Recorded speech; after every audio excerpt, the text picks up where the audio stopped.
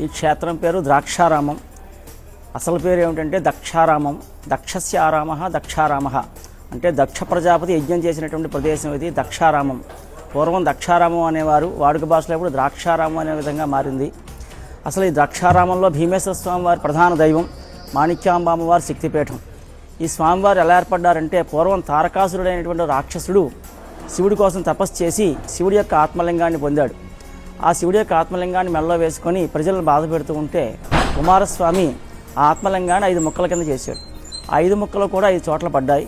అది ఒకటి ద్రాక్షారామంలో పడింది, రెండోది సామర్లకోటలో పడింది, మూడోది పాలకొల్లులో పడింది, నాలుగోది క్షీరారామలింగేశ్వరు అంటారు పాలకొల్లుని, నాలుగోది గునుపూడి భీమవరంలో పడింది, ఐదవది అమరావతిలో పడింది.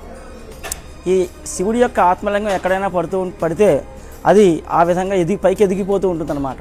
దాన్ని ఆపడం ఎవరి తరం కాదు. ఏం చేతంటే శివుడి యొక్క ఆత్మలింగం భూమిని తాకితే అది ఎదిగిపోతూ ఉంటుంది. ఈ విధంగా ఎదిగిపోతూ ఉంటే ఇక్కడ సూర్యనారాయణ స్వామి వారు అభిషేకం చేశారు మొట్టమొదటిసారిగా.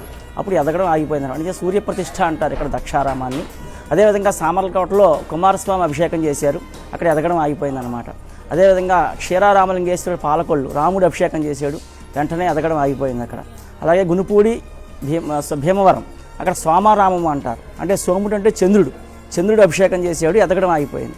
అమరావతి అమరలింగేశ్వరుడు అంటారు. అమరేశ్వరుడు అంటే ఇంద్రుడు అనమాట. అక్కడ ఇంద్రుడు అభిషేకం చేశాడు, వెంటనే ఎదగడం అయిపోయింది. ఈ 5 కూడా పంచారామాలు అంటారు.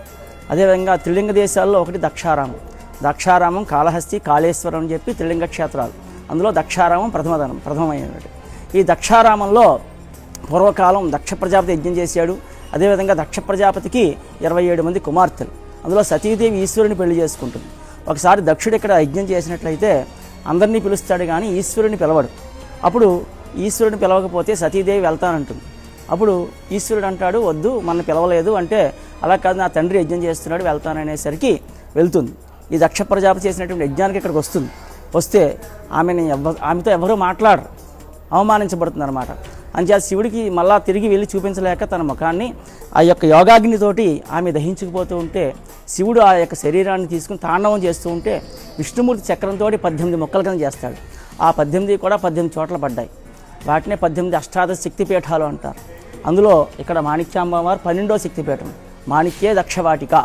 అమ్మవారు శ్రీచక్రం మీద ఉంటారు. ఇక్కడ మణి అంటే బొడ్డు భాగం అని, అంచేత మాణిక్యాంబ అనే పేరు వచ్చిందనమాట. అమ్మవారు శ్రీచక్రం మీద ఉంటారు. మిగిలిన చోట్ల శ్రీచక్రానికి విడిగాను అమ్మవారికి విడిగాను జరుగుతాయి పూజలు. కానీ ఇక్కడ శ్రీచక్రానికి అమ్మవారికి కలిపి ఏకంగా ఒకేసారి జరుగుతాయి అన్నమాట పూజలు. అదేవిధంగా శ్రీ శంకరాచార్యుల వారు వచ్చి మళ్ళా పునఃప్రతిష్ఠ చేశారని, ఉగ్ర రూపంలో ఉండేవారిని పూర్వం శాంత స్వరూపంగా మార్చారని, అమ్మవారి యొక్క దృష్టిని ఆగ్నేయం వైపు మార్చారని చెప్పి చెప్తారు. ఈ విధంగా అష్టాదశ శక్తిపీఠాల్లో 12వ శక్తిపీఠం మాణిక్యాంబ అమ్మవారు.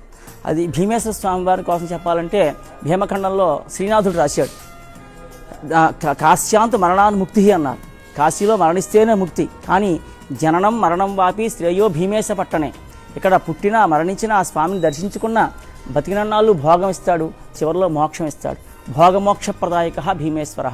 ఆ స్వామిని నమ్ముకున్నటువంటి వారికి ఎటువంటి లోటు ఉండదు. కాబట్టి ఆ మాణిక్యాంబ భీమేశ్వర స్వామిని దర్శించుకొని ప్రజలందరూ కూడా, భక్తులందరూ కూడా ఆయుర ఆరోగ్య భోగభాగ్యాలతో ఉండాలని చెప్పి ప్రార్థన చేస్తూ ఉన్నాం. ఓం నమః శివాయ.